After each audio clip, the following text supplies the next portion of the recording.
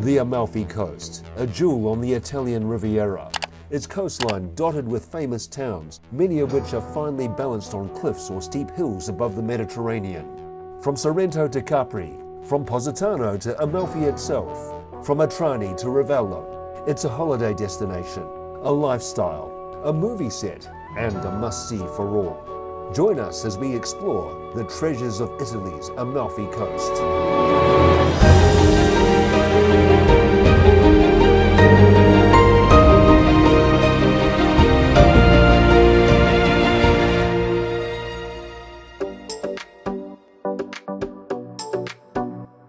Located on Italy's western shores in the region of Campania, the Amalfi Coast stretches over 54 kilometers. With over 100 beaches, the traveler can discover 13 picturesque seaside towns, and we'll explore several of these. Our journey starts from Sorrento. From there, we'll visit the Isle of Capri before moving on to Positano. From Positano, we'll drive up the hills to Revello and descend to Atrani, finally finishing our journey at the town after which the entire coast is named, Amalfi. Sorrento is built on the edge of a cliff overlooking the Bay of Naples. Technically, it's not on the Amalfi Coast, it's on the Sorrento Peninsula, but many travelers base themselves here to explore it. Towns on the Amalfi are easy to get to via ferry or bus from here. The beach clubs at Marina Piccola and at the Marina Grande seen here are more like clubs on piers rather than on a beach. They are very popular in the summer. For an entry fee, you can hire a chaise lounge, use the private dressing booths, and sit in the cafes, all overlooking the bay. Exploring the town, you'll see all the usual gardens, churches, and shops, and of course, all are beautiful.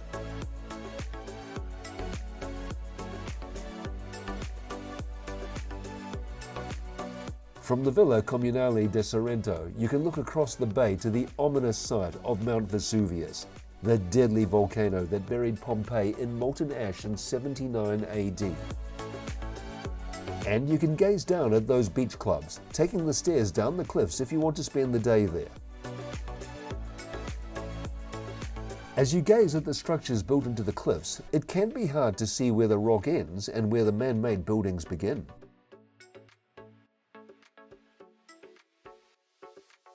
From the Marina Piccola, we can board a ferry to explore the towns on the Amalfi Coast, starting from the Isle of Capri. Capri is an island that glistens in the sparkling waters, and the ferry can get you there from Sorrento in about 20 minutes. It's been one of the Mediterranean's popular spots for literally thousands of years, having been a favorite destination of Roman emperors, artists, writers, and celebrities. And Sophia Loren made Capri famous in the 20th century in her movie It Started in Naples. It's essentially a limestone rock that rises straight out of the water, so tides are not easily noticeable, unless you're a sailor.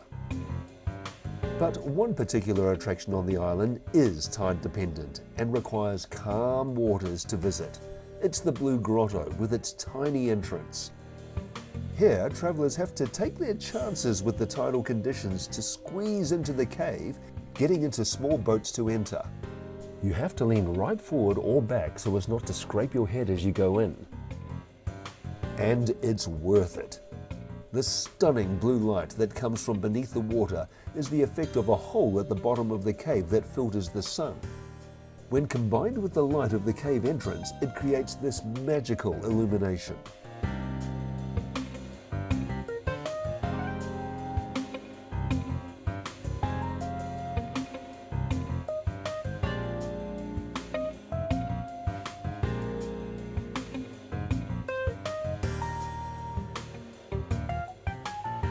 The two towns on the island are Capri and Capri. You can hire one of these cool open-top taxis to drive up the steep cliff edge roads to reach them. Capri is always busy in the summer. If you can, try to avoid the local holiday seasons in July and August. That's when Capri resembles a zoo. But the crowds come here for a reason. The island is stunning.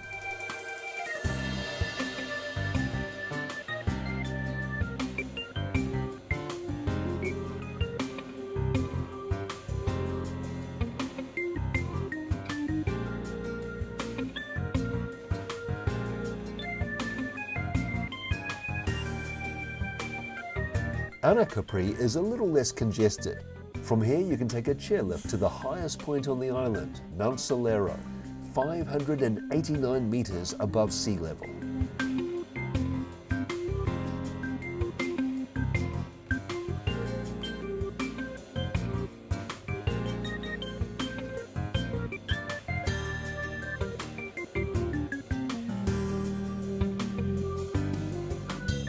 Gaze over the bay and down at the famous Ferraglione rocks, where the mythical Odysseus narrowly avoided shipwreck when tempted by Capri's beautiful sirens. Grab that photo opportunity.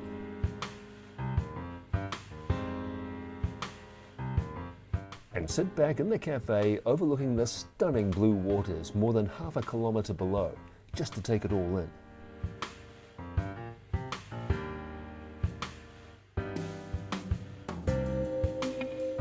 Heading back down to Capri, we stroll through the town to find the Church of San Michele, built between 1698 and 1727. This is famous for its exquisite floor mosaics called the Garden of Eden, depicting the Genesis account of creation.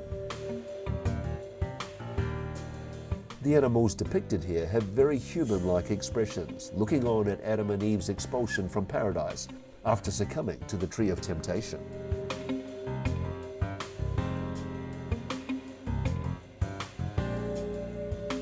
Everywhere you go on the Amalfi Coast, you'll see lemons, natural lemons, ceramic lemons, and their famed limoncello. Make sure you not only taste genuine Italian gelato and pizza when you visit, but also authentic limoncello.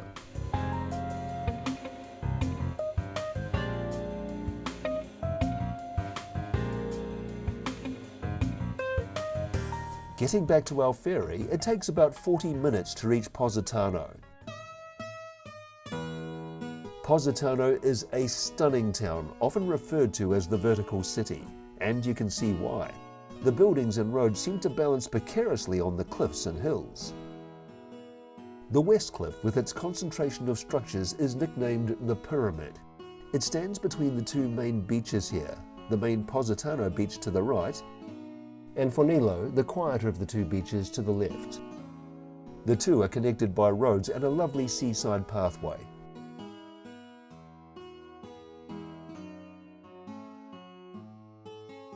As you wander through the centre of Positano, you'll see crowds of tourists, from backpackers making up their own itinerary, to guided tours where groups huddle together while being escorted around by their tour guide.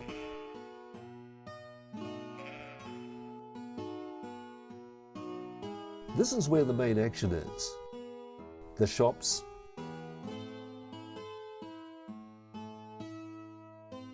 the galleries, the beachfront cafes, and the beach itself.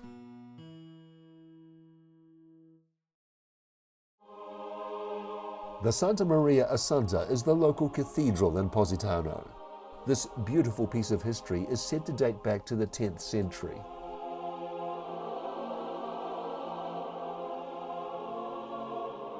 There are four kinds of tourists. There are the culture vultures who want to see every church and every gallery and every palace and natural wonder.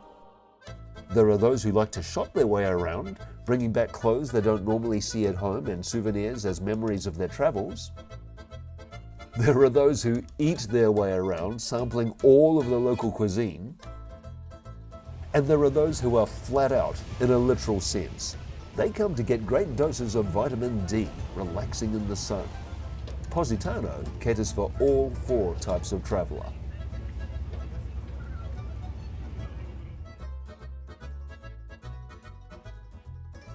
If you want to enjoy Positano with slightly fewer crowds, walk or bus up to the East Ridge or the West Cliff on either side of the main beach. Not only is it a little less congested, the uniquely stunning views from the cafes up there are the very best. Here's the view from the East Ridge, looking back to the West Cliffs, the so-called Pyramid. This vista featured in the movie Under the Tuscan Sun, where Diane Lane visited her Italian love interest. And this is the view from the west cliff, looking back to the east ridge with the beach in between. As you might expect, accommodation is expensive in the heart of Positano, including famous luxury hotels, like one that is conspicuously perched on the west cliff. This is Villa Franca. Villa Franca is an exclusive boutique hotel and a member of the small luxury hotels of the world chain. With just 44 rooms, the resort-style villa was built in 1932 by the Taddeo family, originally as a private home. But since the 40s, it has been welcoming guests and Positano's in-crowd. 3 generations later, the same family still owns and manages the property. It was completely renovated in 2007 and has arguably the most dramatic views of Positano. It's a chic art hotel, adorned with sculptures sold in the town galleries below at prices that would make your eyes water. Even the furniture is art. There are 3 restaurants here, including a Michelin star restaurant. All have cliff-edge views overlooking the Mediterranean, but none can match the vista from the rooftop poolside champagne bar and eatery. From here, one can almost get all of Positano into the lens of a single photograph. If you're one of those travelers who likes to eat your way around and relax in the sun, Villa Franca is an extravagant way of doing it, but you'll never forget it. Nor will you forget the magic-like splendors of Positano.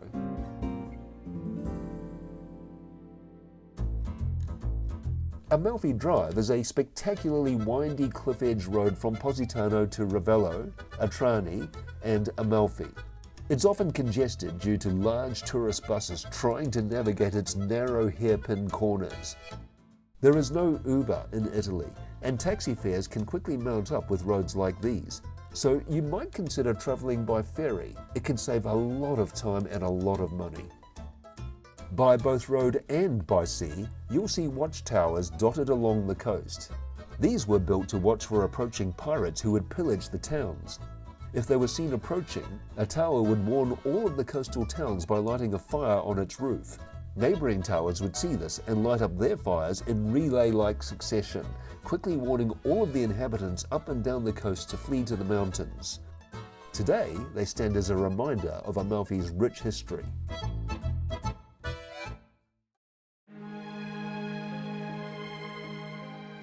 Revello is up the hills above Amalfi and Atrani. While it attracts tourists, it's not as crowded as the seaside villages in holiday season.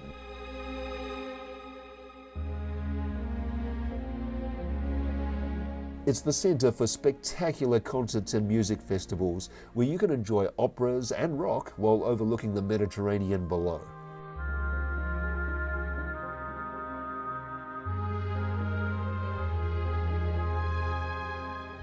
There are several noteworthy villas here with beautiful gardens, but none compare to Villa Cimbroni.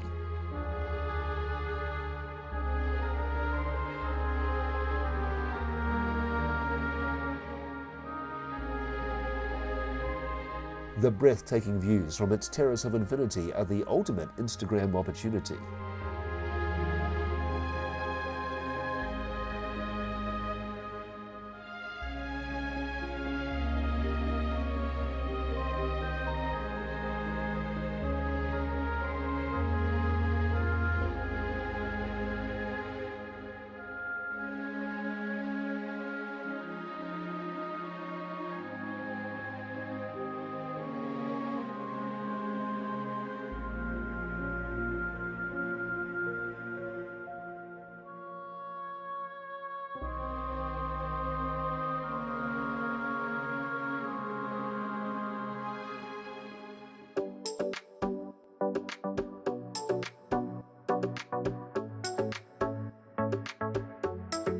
Driving back down to the coastal towns below, we visit Atrani, the smallest on the Amalfi, with a tiny population of just 800.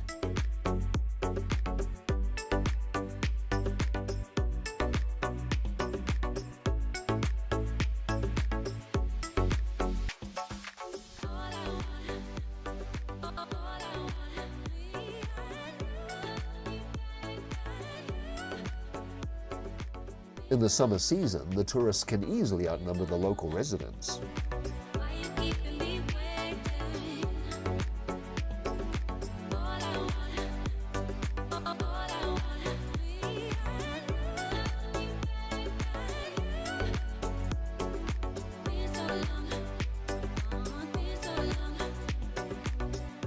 A popular activity here is to climb the hundreds of steps to visit the Santuario Santa Maria del Bando and its grotto, with panoramic views above Atrani.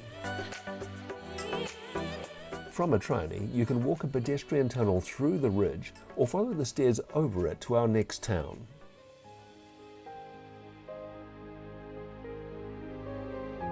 According to ancient myth, the demigod Hercules, son of Zeus, searched for the most beautiful place in the four corners of the earth to bury his beloved, a mortal nymph. He chose to lay her body to rest here. Her name was Amalfi.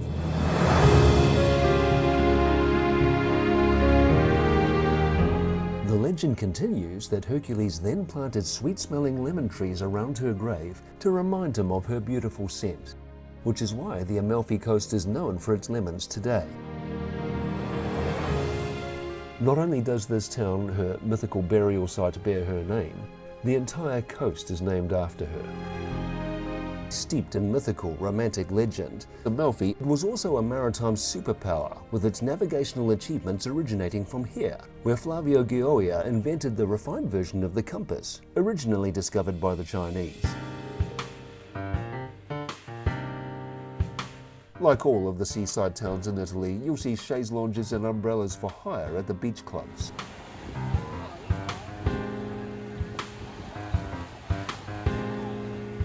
And there are the usual cafes and delightful boulevards where you can stroll and enjoy the Italian summer climate.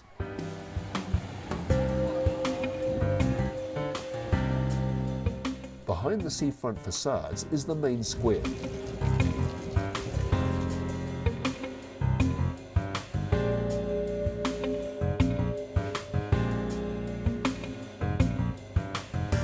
The imposing cathedral with its Romanesque Byzantine facade stands at one end.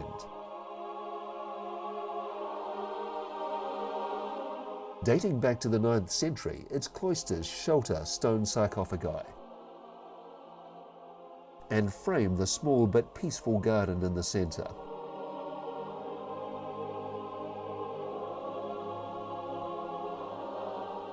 Inside are valuable treasures such as the gold relics and the pearl and gem encrusted mitre dating back to the 13th and 14th centuries. The contrast of history and sunseekers makes Amalfi a typical Italian coastal town.